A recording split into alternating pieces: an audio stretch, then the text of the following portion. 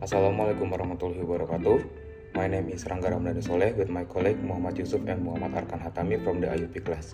Here we will explain what we know about the financial technology. The first discussion that we will discuss is what is meant by financial technology. Financial technology is the result that ultimately changes the business model from conventional to moderate, which initially had to be face-to-face with payments and carry a certain amount of cash. Now you can make transactions remotely by making payments that can be made in seconds. The second is, how did fintech happen? Fintech emerges in line with change in people's lifestyle, which currently dominate the use of information technology for fast-paced life demands. With fintech, problems in buying and selling transactions and payments such as not having time to look for goods at shopping malls, going to banks or ATMs to transfer funds, reluctance to visit places because of unpleasant services can be minimized. In other words, fintech help buying and selling transaction and payment system to be more efficient and economical but still effective. Before being continued by my colleague, the last discussion that I will present is what is the legal basis for implementing fintech in the payment system in Indonesia. The first is Bank Indonesia Regulation number 18/40/PBI/2016 concerning in the implementation of payment transaction processing. The second is Bank Indonesia Circular Letter number 18/22/DKSP regarding the provision of digital financial services, and the last one is Bank Indonesia Regulation number 18/17/PBI/2016 concerning electronic money. Hi everyone, my name is Muhammad YUSUF and I will continue to explain about the advantages of fintech. So fintech has a lot of benefit in every way, and for customers, fintech provides benefits such as better service and more choices and cheaper price.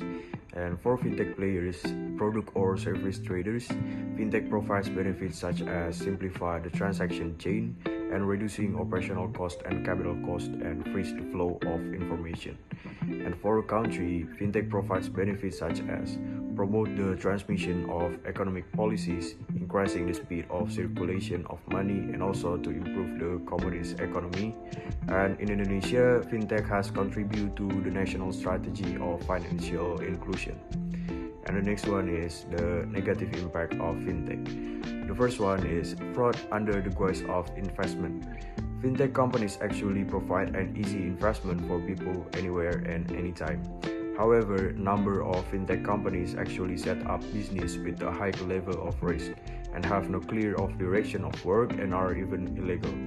And the next one is lot fraud cases currently. There are also quite cases of fraud wrapped in loan containers. The ease of borrowing money through the online system has caused many people to fall into an endless fintech circle. And not only a few preparators of online money, lenders manipulate their users to continue applying for money loans. And the third is threatening the banking business to bankrupt. And due to the convenience offered by the number of fintech companies, a number of customers choose to switch to fintech instead of using banking, which is much safer. As a result of using a system that shifts the role of humans, a number of employees who used to work in the banking companies lost their jobs due to the large economy number of fintech companies that are developing in today's society. And the fourth is dependent on the internet. As a result of use of fintech, which is very dependent on the internet, inevitably the community becomes dependent on the existence of internet. In fact, excessive use of the internet has also negative impact on the society. If at any time there are also problem with internet network, the financial transaction carried out may be hampered. This of course will have a negative impact on the economy. And the next one is the role of fintech in the payment system. In this case, fintech has able to replace the role of formal financial institutions such as banks. In the terms of payment system, fintech plays roles in providing market for business actors and becoming a tool for payment settlement and clearing. That's all from me. Hello everyone, my name is Muhammad ARKAAN KHATAMI, and today I will be continuing an explanation of the types and impacts of financial technology to our global economy. So there are a few types of financial technology, and the types are payments, digital wallets, cryptocurrency, and banking.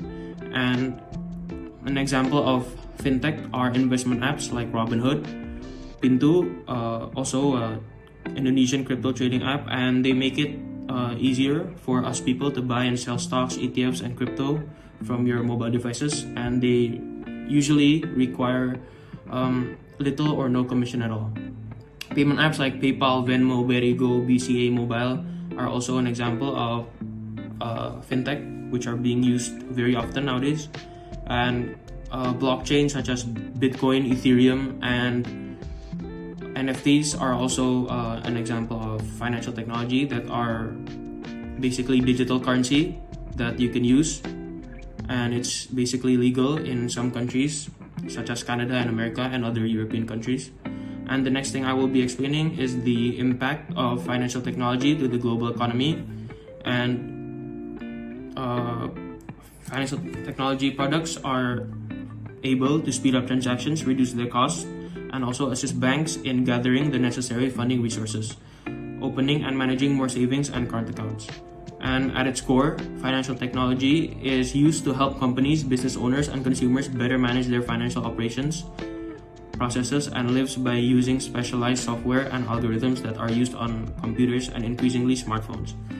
Financial innovations are not like other inventions because they can directly impact the efficiency of the financial sector, which is how savings and investment are intermediate in an economy, and which then can affect the growth of the global economy. Fintech is part of the digital economy that has produced innovations that have transformed the way we live, because it basically makes our financial daily activities way more simple and safer. And that even as productivity growth has been slowing across advanced economies for decades, fintech are able to make innovations which really affect our daily lives. And now I'll be explaining the pros and cons of financial technology. First, it brings more money because basically it cuts out the middleman. And second, it promotes clearness because everything is accounted for and you are able to see what goes in and out in your phone. And it can also provide a global imbalance because some countries doesn't have a good internet connection or a smartphone because it could be very, very pricey. And the last negative impact of fintech are that it can ruin privacy because you have to share your personal information in order for you to use fintech products. So that could be very dangerous because it could be used in a wrongful way. Thank you.